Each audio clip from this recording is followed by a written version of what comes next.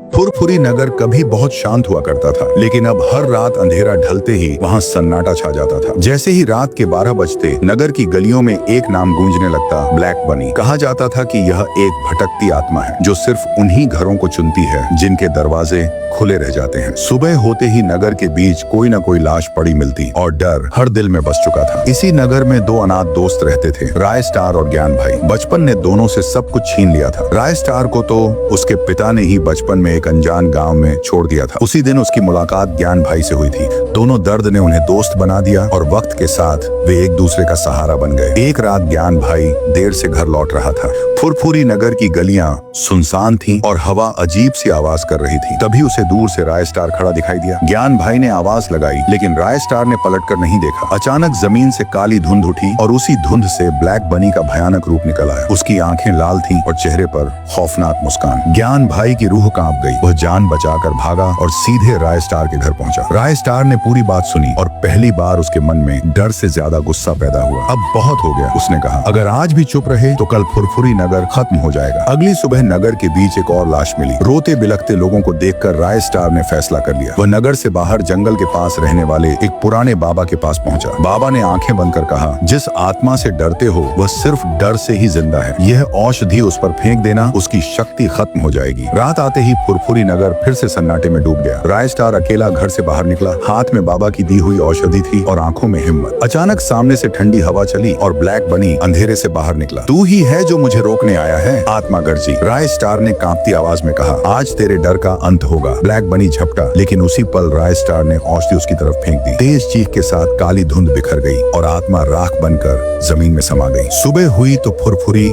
नगर की हवा बदल चुकी थी। दरवाजे खुले थे, चेहरे पर मुस्कान थी। राय स्टार और ज्ञान भाई ने पहली बार चैन की सांस ली। लेकिन नगर के लोग आज भी कहते हैं, अगर कभी रात में काली धुंध दिखे तो समझ लेना ब्लैक बनी की परछाई अभी भी कहीं न कहीं मौजूद है।